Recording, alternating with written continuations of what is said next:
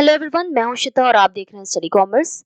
इस वीडियो में हम डिस्कस करेंगे डब्ल्यूटीओ के एग्रीकल्चर अग्रीमेंट के बारे में। सबसे पहले यहाँ पर एक क्वेश्चन देख लेते हैं। दो स्टेटमेंट्स दिए हैं। Statement 1, in the context of WTO agreement green box subsidy have maximum impact on trade, amber box subsidy have minimum impact on trade. Option है statement 1 is true but statement second is false. दूसरा है statement second is true but statement first is false. Both the statements are true और both the statements are false. आप इस question का जवाब comment box में दे सकते हैं। वीडियो के एंड में हम इस क्वेश्चन के आंसर को देखेंगे। तो वर्ल्ड ट्रेड ऑर्गेनाइजेशन डब्ल्यूटीओ ये एक इंटरनेशनल ऑर्गेनाइजेशन है जो कि ट्रेड से रिलेटेड रूल्स एंड रेगुलेशंस में डील करती है। Trade between the Nations. जो मेन गोल है डब्ल्यूटीओ का वो है फ्री फ्लो ऑफ ट्रेड। जितना भी हो सके जो ट्रेड है वो फ्रीली पॉसिबल हो। डब्ल्यूटीओ फॉर्म हुई थी 1 जनवरी 1995 में टैरिफ को रिड्यूस करने के लिए और ट्रेड से रिलेटेड जो अदर बैरियर्स हैं उनको हटाने के लिए। इसका हेडक्वार्टर जिनेवा स्विट्जरलैंड में है और 164 मेंबर्स एट प्रेजेंट हैं। डायरेक्टर जनरल है नगोजी ओकांजो इवियाला। इस वीडियो में हम एग्रीकल्चर अग्रीमेंट को डिस्कस कर रहे हैं। डब्ल्यूटीओ के बारे में जो बेसिक्स हैं वो मैंने ऑलरेडी एक वीडियो में डिस्कस किया हुआ है, तो आई बटन पे क्लिक करके आप उस वीडियो को देख सकते हैं। अराउंड 7 इयर्स तक नेगोशिएशंस चलते रहे हैं एग्रीमेंट ऑन एग्रीकल्चर को लेकर के। उरुग्वे राउंड में मल्टीलेटरल ट्रेड नेगोशिएशंस हुए जिनको कंक्लूड किया गया 15 दिसंबर 1993 में और फॉर्मली रेटिफाइड हुए अप्रैल 1994 में मैराकेश एग्रीमेंट के थ्रू। उरुग्वे राउंड में जो कई सारे अग्रीमेंट्स किए गए उनमें से एक डब्ल्यूटीओ अग्रीमेंट ऑन एग्रीकल्चर भी था। ये इंप्लीमेंट हुआ है 1 जनवरी 1995 से। जिस दिन से डब्ल्यूटीओ एग्जिस्टेंस में आया है उसी दिन से अग्रीमेंट ऑन एग्रीकल्चर भी इंप्लीमेंट किया गया है। तो डब्ल्यूटीओ बेसिकली क्या चाहती है कि हर कंट्री को एक बराबर का मौका मिले, फ्री ट्रेड हो और वो अपनी एफिशिएंसी का यूज कर सके। एग्रीमेंट ऑन एग्रीकल्चर के 3 पिलर्स हैं, मार्केट एक्सेस, डोमेस्टिक सपोर्ट और एक्सपोर्ट सब्सिडीज। ये 3 क्या है, पिलर्स हैं या फीचर्स हैं एग्रीमेंट ऑन एग्रीकल्चर के। एक एक करके हम इनको डिस्कस करते हैं। सबसे पहला है मार्केट एक्सेस। जो मेन ऑब्जेक्टिव है एग्रीमेंट का वो ये है कि ऐसी पॉलिसीज बनाई जाए जिससे हम मार्केट को ओपन कर सकें और जो भी ऐसे बैरियर्स हैं जो ट्रेड को रिस्ट्रिक्ट करते हैं बिटवीन द कंट्रीज उनको कम किया जाए, उनको हटाया जाए। यानी कंट्रीज जो अपने यहाँ रिस्ट्रिक्शंस लगाती हैं एग्रीकल्चर प्रोडक्ट्स के इंपोर्ट और एक्सपोर्ट पर, उसको हटाएं। एग्रीकल्चर प्रोडक्ट्स के इंपोर्ट्स और एक्सपोर्ट्स पर कोई भी रिस्ट्रिक्शन ना रहे। जो रिस्ट्रिक्शंस लगाए जाते हैं ये 2 तरीके से हो सकते हैं। दैट मीन्स जो बैरियर्स लगाए जाते हैं this can be of 2 types. पहला है आपके टैरिफ बैरियर्स और दूसरे होते हैं आपके non tariff barriers. Tariff barriers basically क्या है, टैक्सेस हैं जैसे कि कस्टम ड्यूटी लगाना। और नॉन टैरिफ बैरियर्स क्या होते हैं, टैक्स के अलावा जो बैरियर्स हैं जो ट्रेड को रिस्ट्रिक्ट करते हैं उन्हें हम नॉन टैरिफ बैरियर्स कहते हैं। फॉर एग्जांपल कोटा फिक्स करना। मान लीजिए 2 कंट्रीज हैं, एक कंट्री ए है एक कंट्री बी है। कंट्री ए कंट्री बी को एक्सपोर्ट करती है। अब कंट्री बी ने कहा कि जो एक्सपोर्ट है इस पे हम कुछ लिमिटेशन लगाएंगे, पर्टिकुलर क्वांटिटी ही होगी जिसको आप एक्सपोर्ट कर सकते हैं हमारी कंट्री में। तो यहाँ हम क्या कर रहे हैं कि एक कोटा फिक्स कर दे रहे हैं, एक लिमिट लगा दे रहे हैं कि कितना एक्सपोर्ट एक दूसरी कंट्री एक कंट्री में कर सकेगी। डब्ल्यूटीओ में किस चीज की बात की गई, टैरिफिकेशन की। दैट मीन्स कि जितने भी नॉन टैरिफ बैरियर्स हैं उनको एलिमिनेट किया जाए और उनको टैरिफ्स में कन्वर्ट किया जाए। नॉन टैरिफ बैरियर्स कई तरीके के हो सकते हैं, कोटा हो सकता है, मिनिमम इंपोर्ट प्राइस हो सकता है, गवर्नमेंट ट्रेडिंग पॉलिसीज हो सकती हैं, कई तरीके के नॉन टैरिफ बैरियर्स हो सकते हैं। क्यों कर रहा है, ताकि जो ट्रेड रिस्ट्रिक्शंस है उसको रिमूव किया जा सके। क्योंकि नॉन टैरिफ बैरियर्स ज्यादा रिस्ट्रिक्शंस लगाते हैं in comparison to tariff barriers. और ऐसा नहीं है कि जो टैरिफ बैरियर्स हैं उसको भी हम किसी भी लिमिट तक टैरिफ बैरियर्स लगाएंगे, क्योंकि जब हम एक्सेसिव टैरिफ बैरियर्स लगाने लगेंगे तो उससे भी जो ट्रेड है वो रिस्ट्रिक्ट हो जाएगा। तो यहाँ ट्रेड रिस्ट्रिक्ट ना हो और मार्केट में सभी को एक्सेस मिले, इसके लिए टैरिफिकेशन की बात की गई, plus reduction in tariff, that means excessive tax ना लगाना। इसके लिए टाइम दिया गया कि जो टैरिफिकेशन है उसको रिड्यूस किया जाए बाय एवरेज ऑफ 36% 6 इयर्स के अंदर अंदर for developed countries. That means जो भी डेवलप्ड कंट्रीज है वो एटलीस्ट 36% तक जो टैरिफ है उसको रिड्यूस करेंगी over 6 years starting from the date of implementation. और डेवलपिंग कंट्रीज कितना रिड्यूस करेंगी? 24% 10 साल के अंदर में। और जो लीस्ट डेवलपिंग कंट्रीज थी उनके लिए ऐसा कोई रिस्ट्रिक्शन नहीं लगाया गया। नेक्स्ट है domestic support in agriculture, the boxes. सबसे पहले बात करते हैं कि डोमेस्टिक सपोर्ट क्या होता है। एक कंट्री में डोमेस्टिक प्रोडक्शन को बढ़ाने के लिए सब्सिडीज प्रोवाइड करना या ऐसी पॉलिसीज बनाना जिससे इसमें इंक्रीमेंट किया जा सके। तो डोमेस्टिक सपोर्ट को समझाने के लिए या डोमेस्टिक सपोर्ट को देखने के लिए ट्रैफिक लाइट अप्रोच का यूज किया है WTO ने। तो ट्रैफिक लाइट्स में 3 तरीके के कलर्स होते हैं, ग्रीन, एम्बर और रेड। ग्रीन मतलब क्या है? परमिटेड, यानी रास्ता साफ है, हम आगे बढ़ सकते हैं। एम्बर मतलब क्या है? स्लो डाउन, यानी हमको स्पीड रिड्यूस करनी है। और रेड क्या है? फोरबिडन, यानी हमको स्टॉप हो जाना है, आगे नहीं बढ़ना है।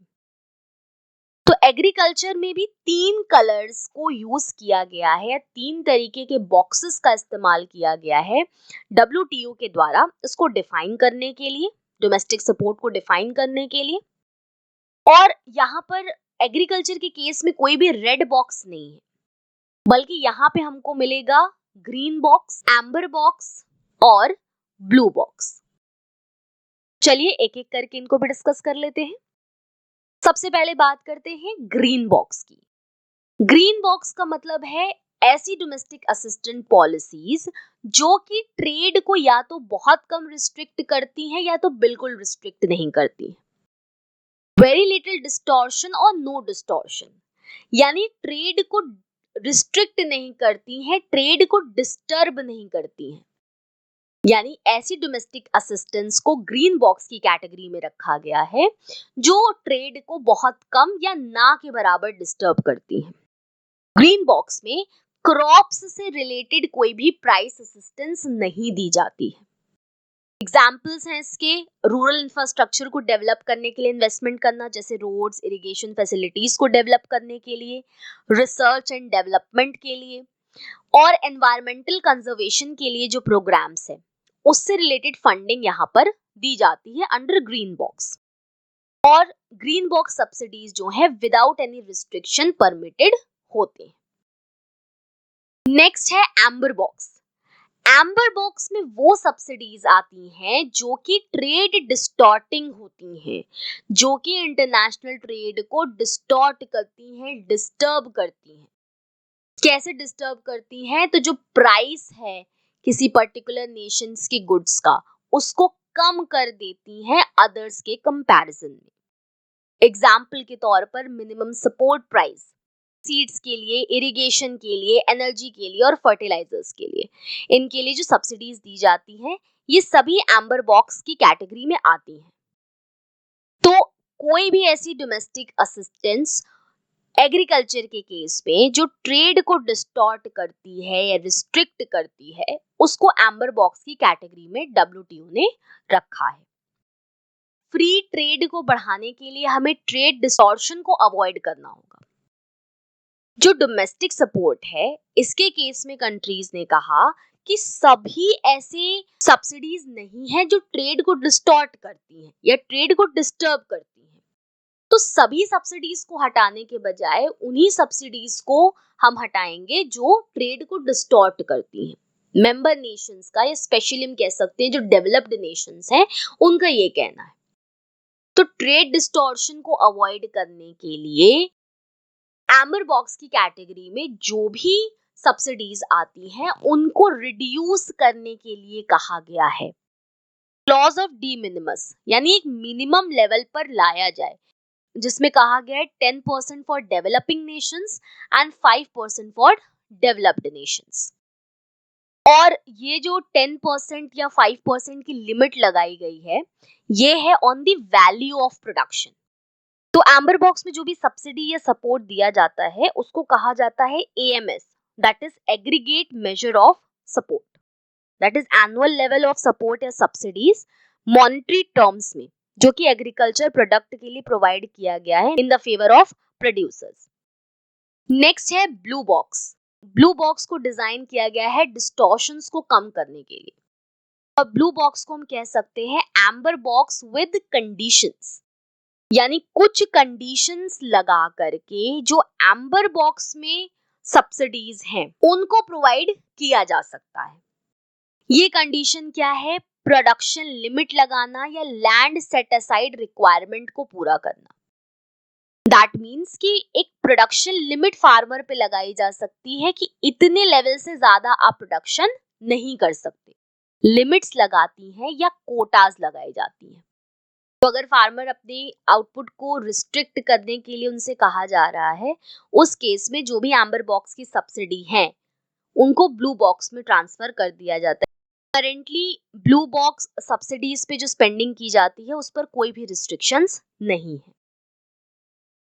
नेक्स्ट है डेवलपमेंट बॉक्स, जिसे special and differential treatment SDT कहा जाता है, जो कि नेशंस को अलाउ करती है सब्सिडाइज्ड फूड को डिस्ट्रीब्यूट करने के लिए।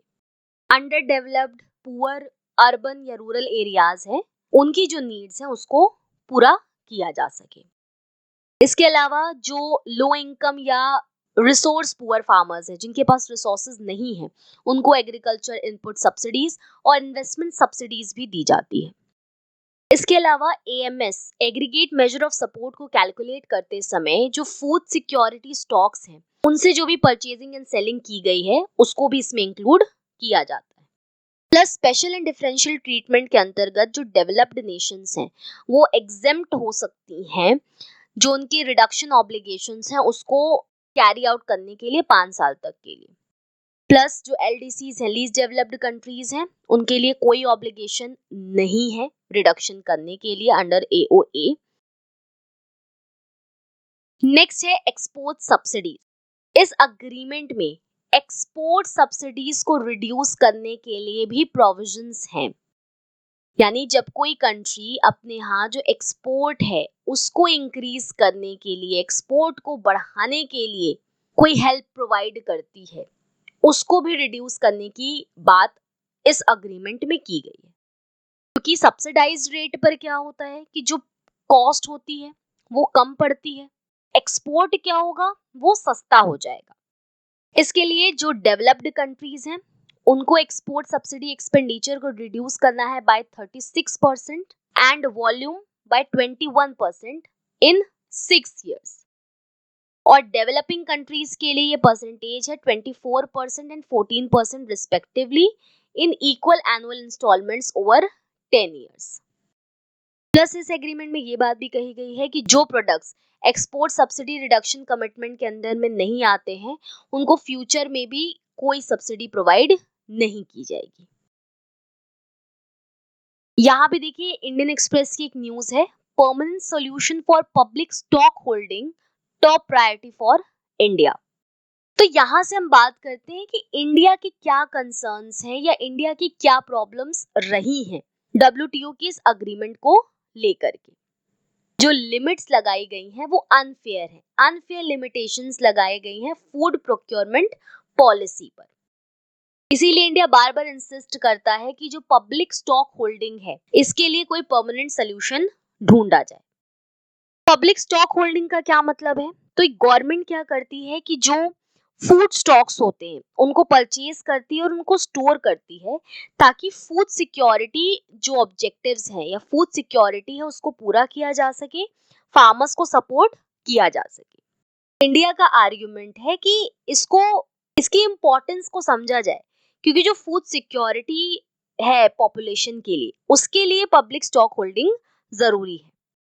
प्लस जो डिस्पैरिटीज हैं डोमेस्टिक सपोर्ट के केस में, इंडिया ने इसको भी पॉइंट आउट किया है कि जो डोमेस्टिक सपोर्ट दिया जा रहा है कंट्रीज का अपने फार्मर्स को, इसमें डिस्पैरिटीज हैं।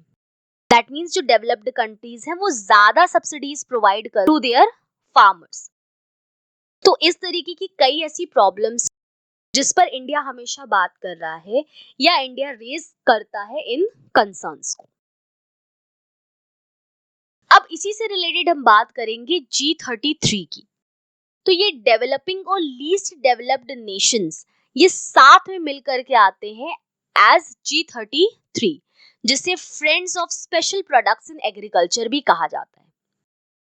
वैसे नाम इसका G33 है, लेकिन इसमें 47 मेंबर्स हैं। मेंबर नेशंस हैं Nigeria, Philippines, Tanzania, Kenya, India, China, Indonesia, Pakistan and south Korea. ये कैनकिन में मिनिस्ट्रियल कॉन्फ्रेंस जो हुई थी 2003 में, उसके पहले सेटअप किया गया था। इसके अलावा जो एग्रीकल्चर से रिलेटेड डिस्कशंस हुए थे दोहा राउंड में, उसमें भी G33 ने कोऑर्डिनेशन प्रोवाइड किया था। तो जो G33 है which is led by India, इसकी जो पॉलिसी है या इसका कंसर्न है वो डिफेंसिव कंसर्न है एग्रीकल्चर को लेकर के। और इनका कंसर्न क्या है या ये क्या चाहते हैं कि जो मार्केट ओपनिंग है उसको रिस्ट्रिक्ट किया जाए फॉर डेवलपिंग नेशंस। इसके अलावा जब इंपोर्ट्स बहुत तेजी से बढ़ रहे हैं उस केस में स्पेशल सेफगार्ड मैकेनिज्म की बात की गई है G33 के द्वारा, जो कि क्या अलाउ करेगी कि टैरिफ्स को बढ़ाया जा सके। प्लस इस ग्रुप ने एक स्पेशल प्रोडक्ट एग्जेम्पशन बनाने पर भी जोर डाला है, जो कि डेवलपिंग नेशंस को अलाउ करेगा कुछ आइटम्स को एग्जेम्प्ट करने के लिए टैरिफ एग्जेम्पशंस में से। वीडियो की स्टार्टिंग में मैंने आपसे एक क्वेश्चन पूछा था, उसको देख लेते हैं। स्टेटमेंट 1 है, इन the context of WTO agreement, green box subsidy have maximum impact on trade. Statement 2 है, amber box subsidy have minimum impact on trade. तो यहाँ पर देखिए फोर्थ ऑप्शन करेक्ट होगा, both the statements are false. हमने जो boxes देखे थे उसमें हमने देखा था कि जो ग्रीन बॉक्स होता है इसका मिनिमम इम्पैक्ट होता है ट्रेड पर या फिर नो इम्पैक्ट होता है, या बेसिकली हम कह सकते हैं नॉन डिस्टॉर्टिंग या नो डिस्टॉर्ट, ये ट्रेड को रिस्ट्रिक्ट नहीं करती हैं। और एम्बर बॉक्स कैटेगरी में जो सब्सिडीज होती हैं वो एक्चुअली में मैक्सिमम इम्पैक्ट डालती हैं ट्रेड पर, या हम कह सकते हैं कि ये जो सब्सिडीज होती हैं वो क्या होती हैं, ट्रेड डिस्टॉर्टिंग सब्सिडीज। अगर आप हमारे लेक्चर्स की फ्री PDF डाउनलोड करना चाहते हैं तो आप हमें टेलीग्राम पर ज्वाइन कर सकते हैं। इससे रिलेटेड इंफॉर्मेशन आपको डिस्क्रिप्शन बॉक्स में मिल जाएंगी, या फिर इस QR कोड को स्कैन करके भी आप हमें ज्वाइन कर सकते हैं। तो आज की इस वीडियो में हमने पढ़ा WTO की एग्रीकल्चर अग्रीमेंट के बारे में। होपफुली ये चीजें आपको समझ में आई होंगी। Thank you.